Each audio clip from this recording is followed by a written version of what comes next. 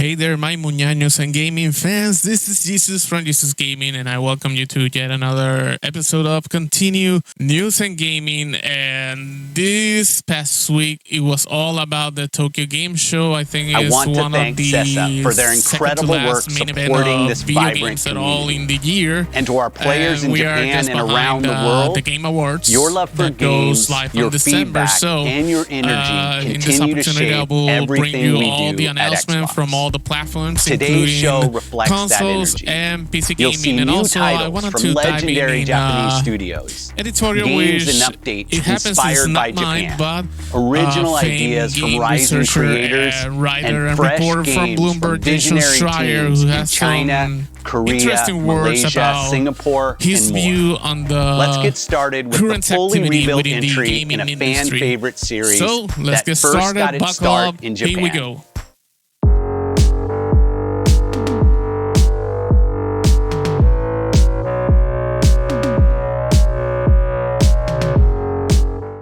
Even before the main event or the main stage started, I think that Hideo Kojima really wanted to share what's next for Kojima Production. And if you already been aware via my blog, jesusgg.xyz, we knew that by September 23rd or the afternoon in Japanese local time, for us it was early morning, decided to present Beyond the Strand, which is a showcase preempting Tokyo Game Show, and it's about Kojima Productions 10th anniversary celebration. But for us in the gaming fandom, it was time to get some news about the future projects for Hideo Kojima, and major announcement did not wait.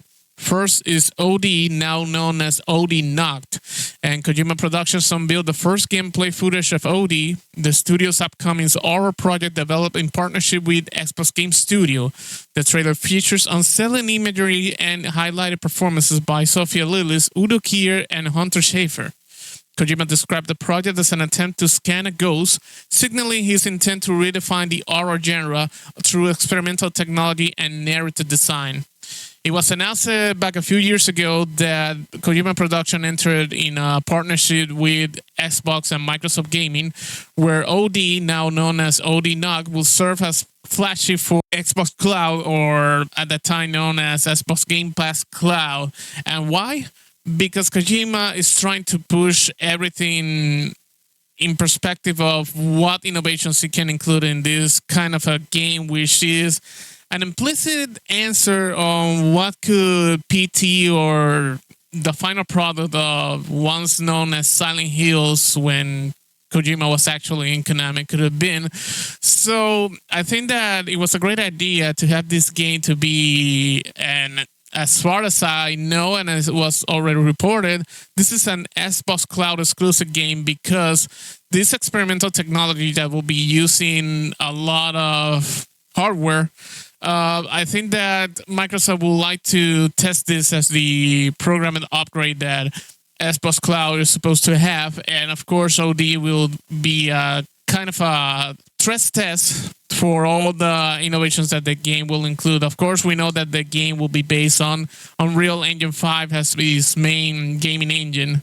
So buckle up for Hideo Kojima's truly immersion in the horror genre of gaming.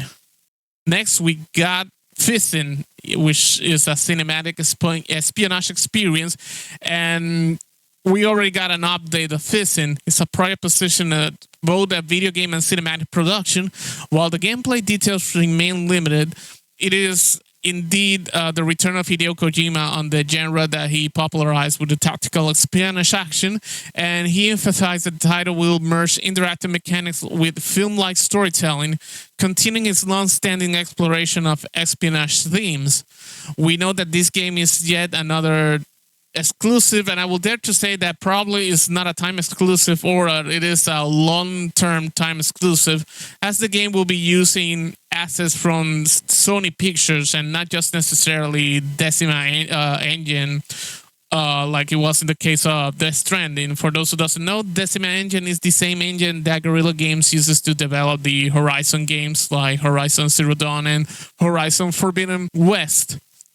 So there has been a speculation that the game probably will not see a PlayStation 5 release, or at least it will be cross launched for PlayStation 6 and PlayStation 5. Maybe the PlayStation 6 will have the full features of the game. This is all the speculation, but knowing Kojima that wanted to make the most of the cutting edge technology and acknowledging that we are probably in the second half of his stint as both gamer creator and head of the studio Kojima Productions, I don't discard that this will be the possibility that Fizzing might be a launch title for the PlayStation 6 or a co-launch with PlayStation 6 and PlayStation 5. But again, this is all mere speculations.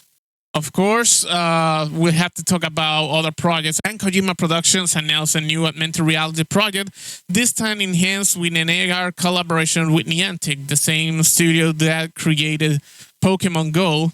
Although the specifics were not disclosed, the initiative promised to combine physical exploration with narrative-driven encounters, extending Kojima's storytelling into the real-world spaces. And this is where the augmented reality might take a big starring. And being a fan of films and animation projects, of course, the Beyond the Strand included some announcements, including 2 projects involving Death Stranding. First, the Death Stranding film with a partnership with A24 is confirmed to be ongoing in development, and rather than a direct retelling of the game, the film will interpret or reinterpret the world of Death Stranding and its concept for a cinematic audiences, underscoring Kojima's commitment to cross-media storytelling. And I think that Hideo Kojima might be thinking about the general audiences, not just mere gamers or fans of the video games. And that is why probably the retelling might be straying away from the original game of Death Stranding. And talking about Death Stranding, we got a second production, and it is an anime adaptation called Death Stranding Mosquito. The studio revealed its first anime project, this Death Stranding Mosquito. While details remain limited, the adaptation is expected to expand the Death Stranding universe in new directions, offering the fans a fresh perspective on its theme of connection and isolation. While details remain scarce, it could focus on a doomed sufferer, probably nicknamed Mosquito, and his ability to control Mosquito after the events of the end of the world or extended event Death Stranding getting triggered. Finally, and Kojima's production hasn't been shy about making collectibles, and I think that probably many in Japan will like this new, and it's about a partnership with Mitsubishi Financial Group, or yeah, this is about the same brands of cars here in the United States, but Mitsubishi is also makers of heavy industries, financial services, and in this kind of agreement, they're going to be branded financial products, specifically credit cards, with thematics of Kojima production. So, in context, Beyond the Strands underscored Kojima's production evolution from a game developer into a transmedia studio by announcing project that spans video games, films, animations, augmented reality, and lifestyle products. The studio positioned itself as a cultural institution rather than a traditional developer, and this event demonstrated Kojima's continued pursuit of boundaries, breaking ideas, ensuring that the studio next decade will be experimental and unpredictable at its first. And maybe not all gamer fans are up to this, and yes, I know about the debate that this kind of trend that started with Metal Gear and heavily on Metal Gear Solid 4 Guns of the Patriot, that this kind of a concept of video game with the feel of a movie is still not a mixed concept that is popular, and it has some detractors. For me, I'm up for the experiment, because this is part of what gaming is, an experiment, and if there isn't an experiment, there isn't an innovation in video games. And I think that Hideo Kojima wants to be recognized, or love to be recognized to be a video game creator that excels from traditions and not shy to trying new things. Of course, there isn't a console review of Tokyo Game Show without talking about PlayStation. And while it's true that Sony decided to skip for, I think, the nth time of a year in a row, decided to skip Tokyo Game Show, they didn't shy away on having the proper state of play of September 2025, which live up on the Sluding Rumors mill that had been building for weeks, and whispers of a historic third-party reveals and legacy-defining announcement has been speculating widely, and the showcase delivered a mix of new IPs, remastered crossovers, and hardware celebration. But the headlining grabbers, the one that has the community buzzing long before the curtain went live, was an unlikely game that probably, if you heard this announcement back in 5, 10, or maybe 15 years ago, you wouldn't believe it. And I'm talking about Microsoft Flight Simulator 2024. For decades, the Microsoft Flight Simulator franchise has been synonymous with PC and recently with Xbox and consoles. Its arrival on PlayStation 5 is marked on December 8, 2025, and will land a seismic shift in platform boundaries. I think it matters because this is the first time the franchise has touched a PlayStation console like its predecessors, Forza Horizon and Gears of War, which signals a new era of cross-platform openness. Players will have access to 125 highlight detailed aircraft, from nimble ultralights to massive military transporter. And this is the cherry top of the cake, in my opinion. I'm not a real fan of virtual reality, but of course it has its fan, and PlayStation VR or PSVR 2 support is already in development and is slated for a free 2026 update. So, in the case of this game, the rumors news has been relentless in the weeks leading up for the state of play. And most hinted at simulation giant crossing the idols, and speculations range from Age of Empire to Flight Simulator. So, the real confirmed boldest prediction on the crowd reactions, indeed, it was electric. This wasn't just a game announcement. It was a statement of intent. Microsoft and Sony may be still rivals, but the wall between ecosystems are showing cracks, or in my opinion, is blurred at best, and players are the one who will benefit. So don't get sight-blinded by platform fandoms. Another main presentation was Housemarque, the studio behind Returnal, unveiled the first gameplay for his new sci-fi action titled Saros, set for release on March 2026. Starring Rahul Kohli as protagonist Arjun Devra, the game blends haunting cosmic storytelling with bullet hell combat. The footage showcased a particle-heavy firefight reminiscent of Returnal, but with a fresh narrative about the lost colony under the eclipse. It's clear that Housemarque is doubling down on its identity with styling, punishing, and emotional charged sci-fi. Retro gamers and mainly Cyberpunk's fans are in pleasure to learn that the legendary Deus Ex is returning in February 2026 with a full remaster by Aspyr and Eidos Montreal. Visual upgrades include rebuilt character models, dynamic lightings, and ragdoll physics. A modernized console scheme inspired by human revolution and mankind divided ensures it feels natural on consoles. For fans of immersive simulators, this is more than nostalgia. It's a preservation of a genre-defining work for a new generation. On DLC news, we got Sony Racing Cross War, and it's one of the most playful reveals in base of the reaction is that Mega Man and Proto Man from the Mega Man franchise were confirmed as DLC races for Sonic Racing Cross War. The pack includes a Rush car and a Dr. Wily Castle track. This completes the game season pass lineup, which also features crossover with Minecraft, SpongeBob, Pac-Man, and Teenage Mutant Ninja Turtle. It's a love letter to gaming mascots and a clever way for Sega to position Crossword as the traditional karting alternative to Nintendo's evolving Mario Kart. In the first hardware news, and celebrating the 20th anniversary of the launch of the original game God of War, Santa Monica Studios celebrated with the launch of a limited edition DualSense controller, which is designed to incorporate Kratos' iconic red tattoo against ash gray tones. Pre-orders open up on October 3, 2025 with limited global availability, so it's a collector's item indeed that ties together the franchise Greek and Norse saga in one symbolic piece of hardware. PlayStation Plus Essential subscribers are in enjoyment this next October with the reveal of the games that can be downloaded without extra cost, and it is Alan Wake 2, Remedy's acclaimed sequel, and video games and VGC's 2023 Game of the Year, Ghost Simulator 3, which is a chaotic comedy in an open world form. Remember that there is in Ghost Simulator 2. It was from Ghost Simulator 2, Ghost Simulator 3 as a joke from the developers. And finally, Cocoon, which is an Annapurna's puzzle adventure game. This lineup underscores Sony's pivot toward to PS5 first offering.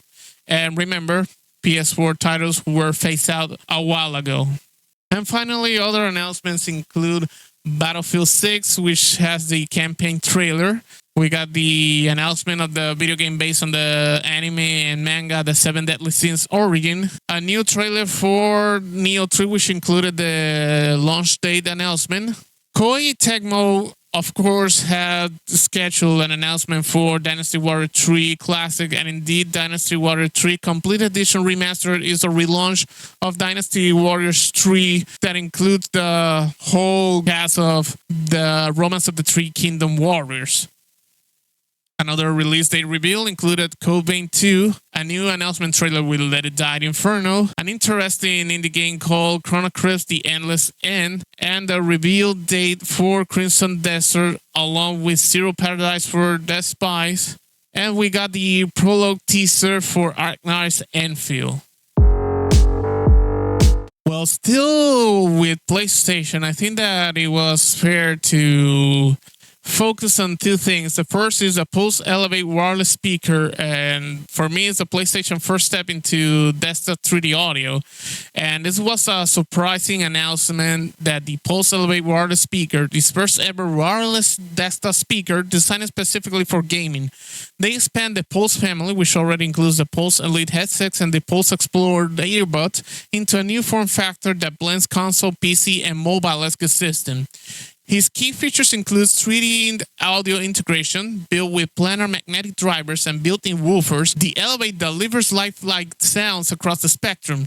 On PS5, they fully support the temp test 3D audio tech, positioning game cues with pinpoint accuracy. Likewise, the PlayStation Link connectivity with ultra-low latency and lossless wireless audio via PlayStation Link with simultaneous Bluetooth support for mixing in music or calls. AI enhanced microphone, which is integrated in the right speaker using the AI noise rejection for clear headset-free voice chat. Designed for both desktop setup and on-the-go use, there is a portable and dock modes with PlayStation portals or mobile devices. Each unit comes with a charging dock for seamless transition. Indeed, these kind of devices include modifications and customization where players can tweak equality, side tone, and mic setting directly from the PlayStation 5 or PC menus. And again, with the design, it's available in Midnight Black and Classic White with a minimalistic look meant to frame a 27 to 32 inches monitor. Why is it matters? This is just another accessory in my opinion. It's Sony signaling a bigger push into PC and hybrid gaming setups. By offering a speaker solution that rivals headsets in immersion, PlayStation is broadening its audio ecosystem beyond the living room. The Elevate also reflects a trend. Sony is no longer designing hardware only for the console faithful. Instead, it's building a cross-platform lifestyle brand where PS5, PC, and even mobile players can share the same audio experience. And it was announced that it will be launching in 2026 without a specific date, yet prices not announced during the State of Play. And finally, the main event, in my opinion, for the PlayStation State of Play September 2025 was the unleash and announcement of Marvel's Wolverine that is coming in 2026. 4 years after its surprise announcement, Marvel's Wolverine has finally stepped out of the shadows during Sony's latest State of Play. Insomniac Games revealed the first gameplay trailer for the long-awaited title, confirming the spring 2026 release window. The footage is everything fans hope for: brutal, visceral, and a no-sorry-asking true to Logan's characters. Unlike the studio-acclaimed Spider-Man series, which balanced actions with accessibility, Wolverine leans into bloodier, more mature combat and evolution that signals Insomniac's willingness to embrace the dark tones of Marvel's universe. But the reveal isn't just about gameplay, it's also a story of survival, because behind the polished trailers lies one of the most turbulent chapters in Insomniac history. The 2023 ransomware attack that threatened to derail the studio's momentum and compromise PlayStation Studios' reputation. And this pretty much made the road to Wolverine a big one, with the first announcement in September 2021 alongside Spider-Man 2. Development started by then. It was a very early development with no footage shown except the adamantium bone-filled claws of Wolverine. And the speculation were building up as the time passed, with fans were left guessing until the devastating 2023 hack that leaked the unfinished builds online and some of the earliest consideration for the concept of the storyline of the game. But now it is confirmed with this full gameplay trailer, and again, the release window for 2026.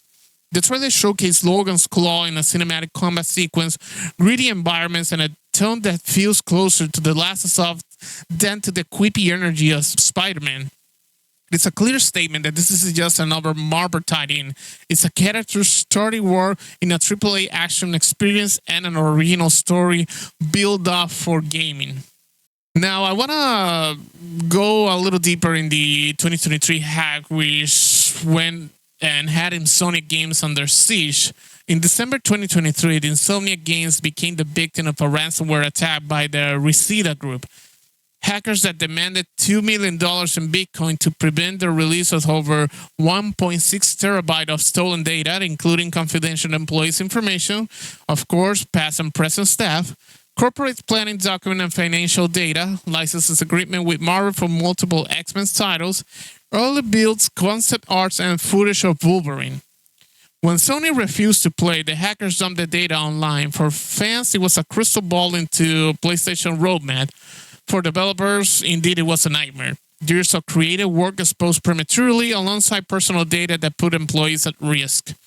By then, Insomniac's public statement was raw and human. We are both sadness and anger about the recent criminal cyber attack on our studios and the emotional toll is taken on our team. However, like Logan, Insomniac is resilient. And talking about recovery and resilience, the hack could have crippled Insomniac. Instead, it became a rally point for the studio and PlayStation Studio as a whole. Their recovery involved employee first response, with Sony and Insomniac prioritizing protecting the staff whose personal data was leaked, offering credit monitoring, legal support, and internal counseling. And indeed, the first order of things were the security overhaul, with PlayStation Studio invested heavily in cybersecurity infrastructure, patching vulnerabilities, and remote services and tightening VPN access. And yes, I know that this brings PTS about certain PlayStation Network hacking that would serve as another episode for this podcast. Good news about all this is the community solidarity. Developers across the industry, from Remedy to Naughty Dog, publicly condemned the attack, reframing the narrative around empathy for creators rather than leaked content, being seen as a great servicing for gaming fans. And of course, the creative focus. Despite the leaks, Insomniac doubled down on development and ensuring that the Wolverine fans see in 2026 is far removed from the unfinished build that circulated online. By 2024, the studio has stabilized, releasing Spider-Man 2 to critical acclaim while quietly rebuilding trust with its community. The decision to cancel planned DLC for Spider-Man 2 was seen as a strategic move to focus on Wolverine's resources and future Marvel projects. The trailer isn't just a marketing bid. It's a declaration of survivals. In my opinion, it proves that even in the area of ransomware, leaks, and corporate espionage, creative teams can reclaim their narrative. For fans, it's a reminder to respect the process. Leaked builds are not the final vision. For the industry, it's a case study in resilience. And yes, PlayStation once again serves as a case study at all. And how a studio can endure a breach of trust and still deliver an artistic scale. And for Insomniac, it's personal. They turned one of the darkest moments into a fuel for one of the most ambitious projects yet. When Wolverine launches in 2026, it won't be just another superhero game. It will be a culmination of years of perseverance, a testament to Insomniac's craft, and a symbolic victory over those who try to break them. And no, this is not a sponsor or anything. I think that some gamers need to address this misconception that this kind of things like hacking and revealing industry secrets, leaks, early builds is not fans or gaming servicing. I think that people can lose their jobs so unfair by this kind of thing, and we have to remember that by every leaks and every attempt to do fan servicing, there are livelihoods, there are jobs, and there are families behind them. So I'm going to conclude this section with Logan's story has always been about pain, survival, and redemption, and in many ways, so Insomnia-esque. So 2026 will be the year for Logan, the iconic Wolverine. I think that one company and a big brand that really want to cement its footprint is actually Microsoft Gaming via Xbox. And of course, they had a physical presence during the show at the Tokyo Game Show. And for the rest of the world, they made a virtual showcase which has legacy, innovation, and a global reach cemented in a single message. The event Tokyo Game Show 2025 wasn't just another stop to Xbox Global Tour. It was a testament that Microsoft is doubling down on Japan, on legacy franchise, and on the cultural bridges that gaming can build. From long-awaited sequels to surprise remakes, the showcase delivered a mix of nostalgia, innovation, and global storytelling that reflects Xbox evolution identity. And yes, Japan has always been kind of the weakest link in the global engagement and reach for Xbox as a gaming alternative. The headliners are big names and big expectations, including Ninja Gaiden 4 with Team Ninja's legendary series returning with a vengeance. The showcase emphasizing punishing Master Ninja mode, a reminder that this franchise has always been about skill, precision, and perseverance. With a release date October 21st, 2025, fans won't have to wait long to test their reflexes. Call of Duty Black Ops 7, I think there's so much left to say with the franchise global dominations continuing, but this time with a distinctly Japanese flavor. New multiplayer map sets in Japan highlights how even Western juggernauts are tailoring experience for regional audiences. And we got the Japan World update for Microsoft Flight Simulator with 23 new photogrammetry areas covering 20,000 square kilometers. This update is more than just a technical feat, it's a cultural celebration, and the inclusion of the NAMC YS-11, Japan's first domestically produced passenger plane, underscored the theme of honoring local history. We got some highlights for partners for Xbox or Third Party Studio, and I think the nostalgia is the focus here with the nostalgia meets reinvention. And this lead heavily into remakes, reimagining, or revivals, a trend to speak that the industry current appetite for legacy content, including Square Enix, Dragon Quest 1 and 2 2D HD remake, introduced a new ocean floor area, blending classic storytelling with modern history. Fatal Frame 2, Crimson's Butterfly remake, promised to refine one of the most haunting horror experiences ever made. Double Dragon Revive unveiled its extra mode, keeping the beat-em-up spirit alive for the new generation. And Gungray's Gore Blood Heat, a full Unreal Engine 5 remake, shows how even cold classics can be reborn with modern tech. This wasn't just a fan service, it was a reminder that Xbox is positioning itself as a platform where heritage franchise can thrive along new intellectual properties. Capcom decided to take the center stage with Monster Hunter, with the franchise dominating the partnered announcement, with Monster Hunter Story 3, Twisted Revolution arriving in March 13, 2026, continuing the spin-off RPG series, and the entire Monster Hunter Story trilogy will be available on Xbox starting November 14, 2025. This move is significant. For years, Monster Hunter has been synonymous with PlayStation and mainly Nintendo in its origins. Its full embrace of Xbox signals how a shift is on Japanese publishers view the Microsoft ecosystem. The next announcement are kind of cultural crossovers, and some might not expect these collaborations with IO Interactive announcing Hitman Warsaw's Assassination with a limited time mission featuring none other than Bruce Lee, a crossover that blends stealth, martial arts, and pop culture in a way only gaming can. Terminal British announced a Neo Genesis Evangelion collaboration, tapping one of Japan's most iconic anime legacies. And IO Interactive also included the 007 First Light with the adding of Genma Shen to its cast, reinforcing Xbox push for cinematic storytelling. This announcement highlights Xbox strategy that global IPs with local resonance. Elsewhere, we got nothing less of high-octane action, with Xbox also spotlighted games with lean into comfort, creativity, and community.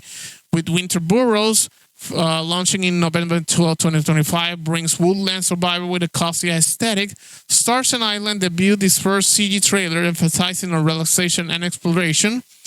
Rhythm Doctor stole the show with the trailer made entirely in its own level editor, a meta showcase of creativity that resonated with both developers and players. Indeed, the showcase wasn't just about game. It was about rebuilding trust after years marked by layoffs, studio closures, and the cancellation of projects like Perfect Dark, which I kind of include myself on still recovering for that blow. Microsoft faces the challenge of proving it can balance corporate responsibility with creative ambition. By spotlighting Japanese developers, honoring legacy franchises, and delivering global blockbuster, Xbox is signaling it wants to be more than just a Western powerhouse. It wants to be a global platform where every culture sees itself as reflected. The Tokyo Game Show 2025 showcase was a careful curated blend of legacy, innovation, and cultural respect, from Ninja Gaiden 4's Hardcore to Forza Horizon 6, which I'll be talking about in the next session. From Monster Hunter story suspension to Hitman's Bruce Lee crossover, the message was clear. Xbox is here to stay in Japan and is willing to adapt, collaborate, and celebrate the local culture to do so. Indeed, the highlight for the Tokyo Game Show 2025 Xbox Showcase was the surprising announcement of Forza Horizon 6, which is the Horizon Festival finally heading to Japan. And this was one of the surprises that landed a big impact. After years of speculation, Playground Games confirmed that the next installment of the Open World Racing Festival will take place in Japan with a release window set for 2026. And not only for Japanese gaming fans, I think that fans in general for this franchise, it wasn't just an announcement, it was a fulfillment of a decade-long wish. And why Japan matters.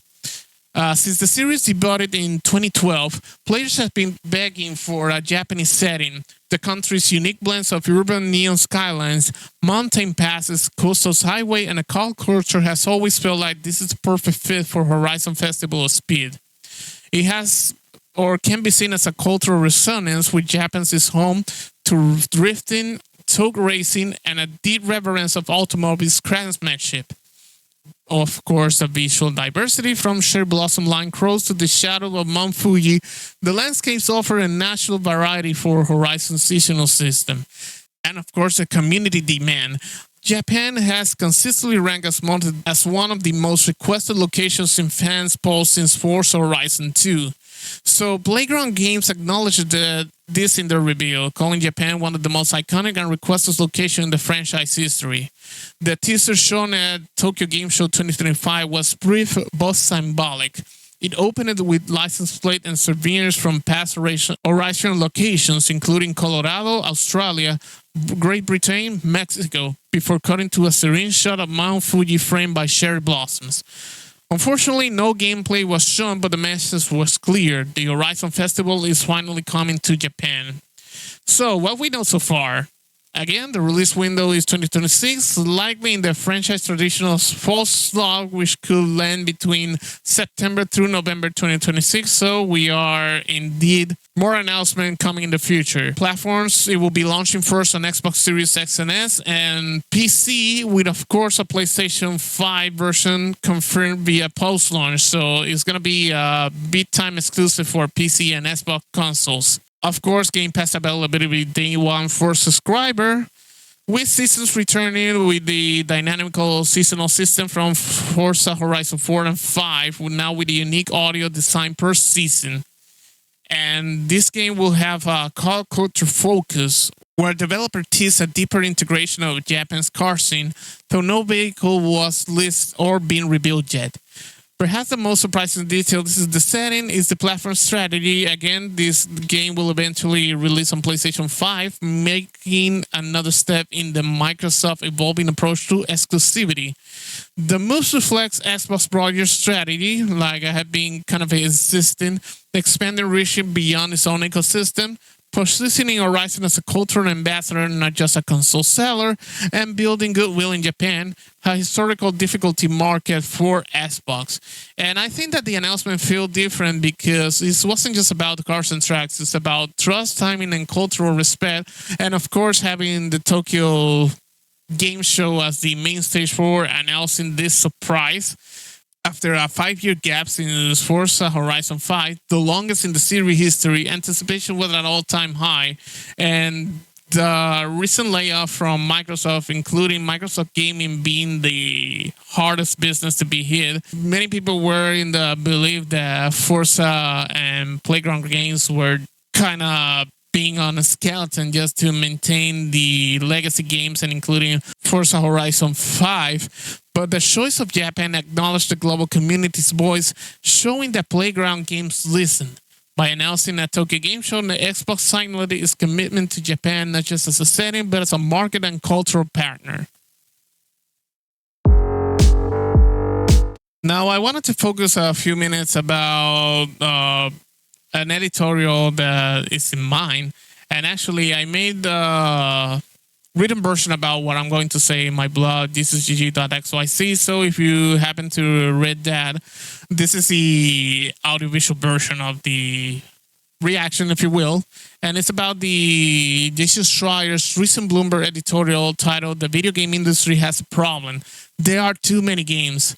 I believe it's both a sharp diagnosis and a deliberate provocative framing of a truth the industry has been circling for a while. And the claim is that the sheer volume of releases itself is a structural problem, forcing gamers to confront uncomfortable realities about discoverability, sustainability, and the economics of attention. But also, it risks oversimplifying a phenomenon that is much about distribution models, platform governance, and culture shift, and it's all about raw. And I decided to have 3 sections, if you will, or maybe 3 categories where I believe that Schreier is right, he could be wrong, or a special section where we still kind of have the space or opportunity to debate. So this is all based on data. This is not just a mere opinion for me just saying things for content. This is about talking with facts straight, or I should call it with data behind an opinion. So where Schreier is right. According to Steam database or SteamDB, 18,626 games launched in Steam in 2024, nearly the double of the 9,656 released in 2020. Now, remember that 2020 was a big challenging year where virtual working and development was not just a reality, it was amplified reality where there was no physical contact or going physically to a studio or an office. And despite all that, that signally 93% in increase in just 4 years. And this is just much to be labeled of more choices is indeed a flawed. For small and mid-tier studio, visibility has collapsed into a lottery system where even well-reviewed titles can vanish without a trace. And I think that that kind of issue is still ongoing in 2025, or by the recording of this. So that brings to the second point about, I think that Schreier correctly frames the issue as one of attention scarcity. Players cannot possibly keep up with the volumes of releases. I mean, it's impossible, mainly for mid-adults to full adults that holds full-time jobs or partial jobs, those who are supporting a family, and not everyone in the family is a gamer. So the result is a brutal Darwinism or shrinking, where only the most aggressively marketed to algorithmically boosted titles survive. The September 2025's crowd release window that is going to happen this year with many games announced illustrated how even great games cannibalize each other oxygen. So I think that some games releases in the past few years kind of a joke about people trying to make time for playing games. And yes, back in the day, I did it too.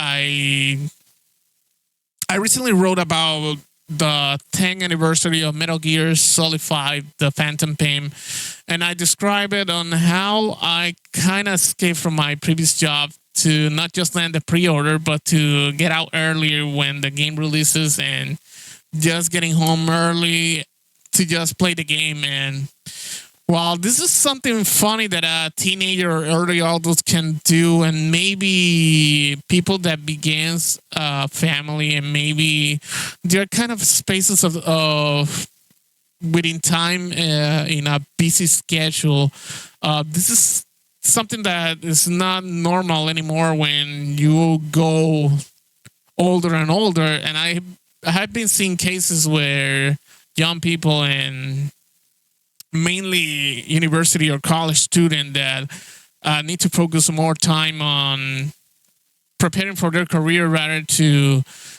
just playing the game. And with this, I want to go with the human cost aspect. And according to Schreier, it has long reported on labor condition in gaming, and here's the connection is implicit. And when studio gambles on crowded release calendar, the pressure to hit peaks intensifies on crunch, layoff, and burnout. The oversupply problem isn't just economic, it's human.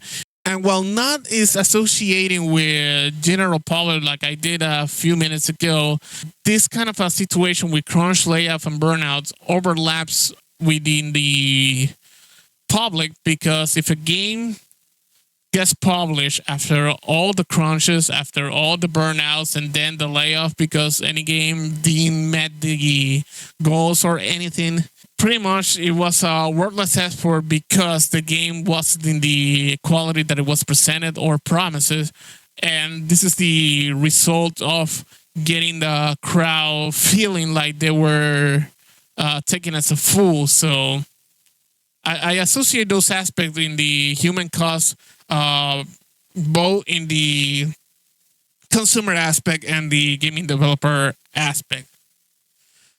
With that, where I think that Schreier might be wrong, or might be maybe kind of an opinion that doesn't necessarily be 100% all the time in reality, I think that too many games is not the problem at all. I think it's more the distribution or the platform. I think that using Steam and then the app stores and console storefronts are not a neutral marketplace.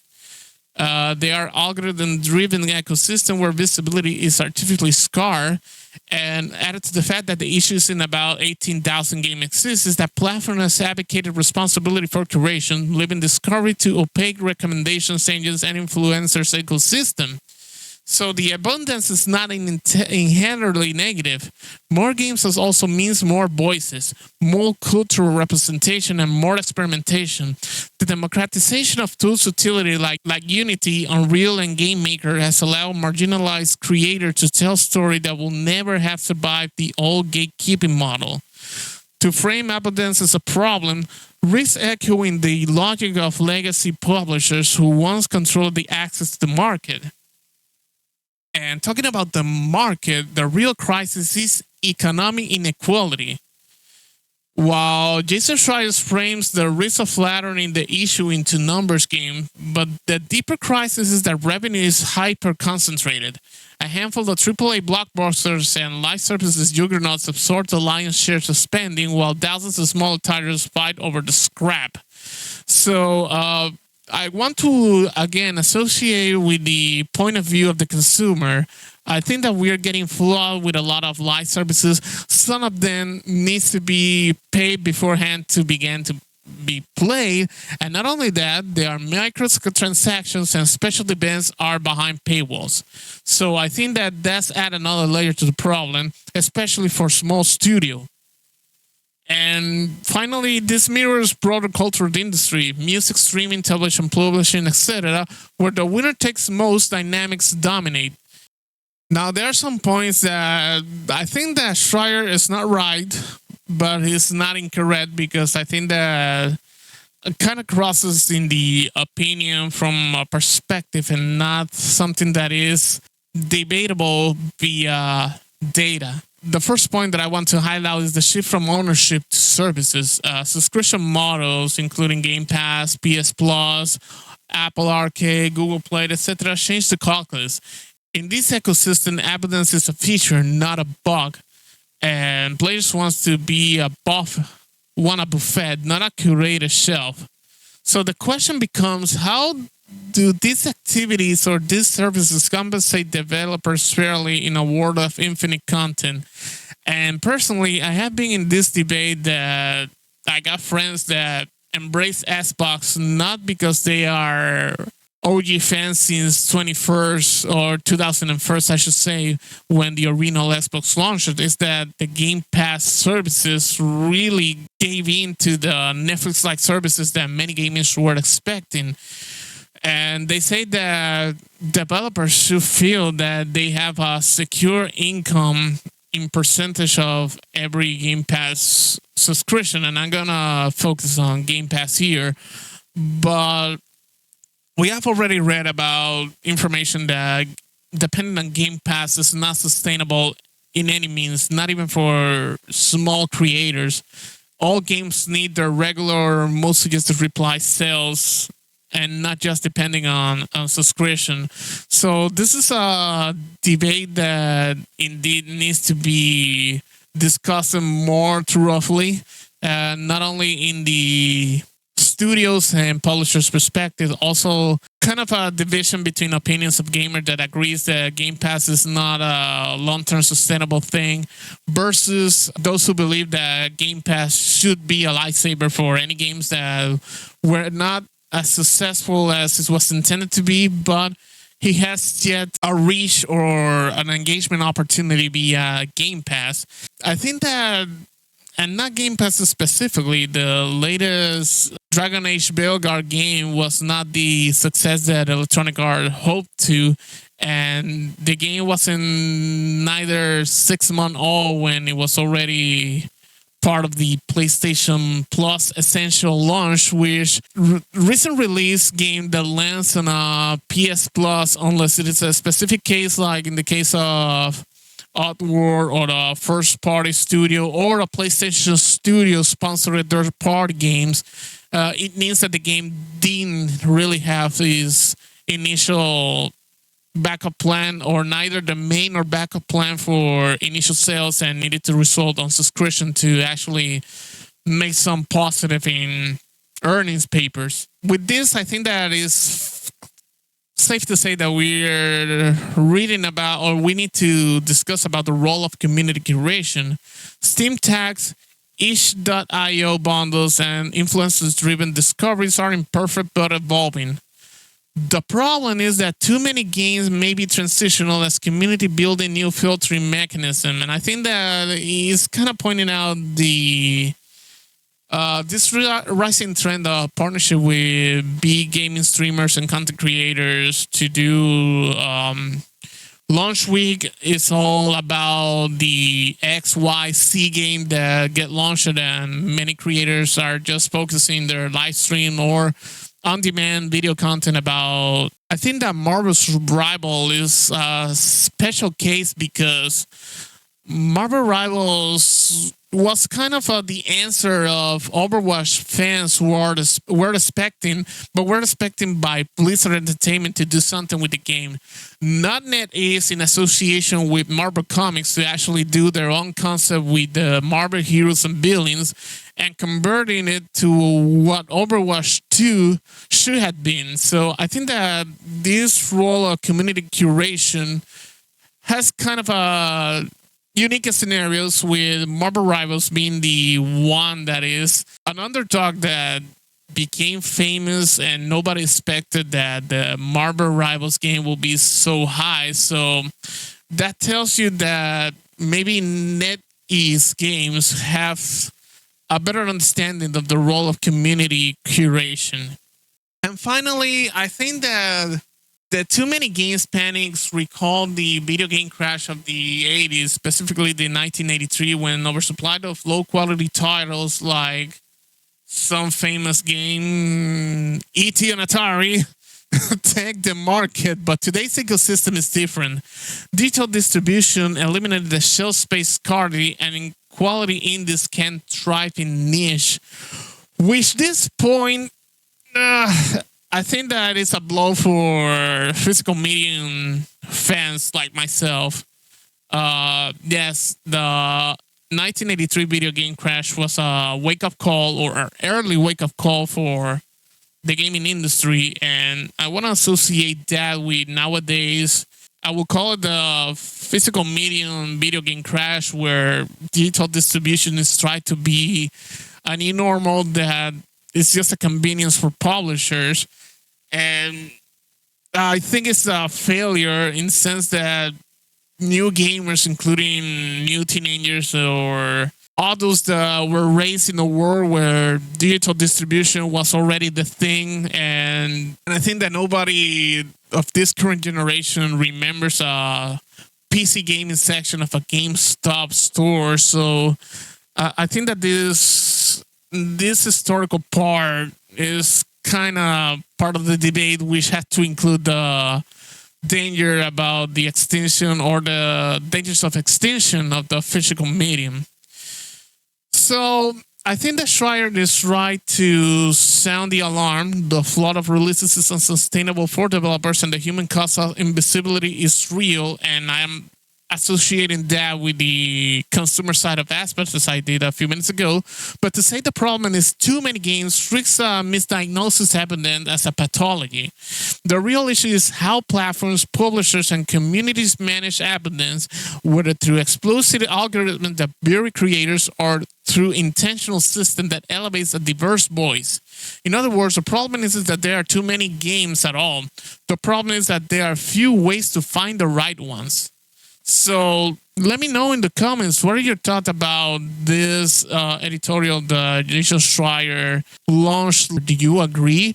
Or do you think that we might have to need a further discussion of this?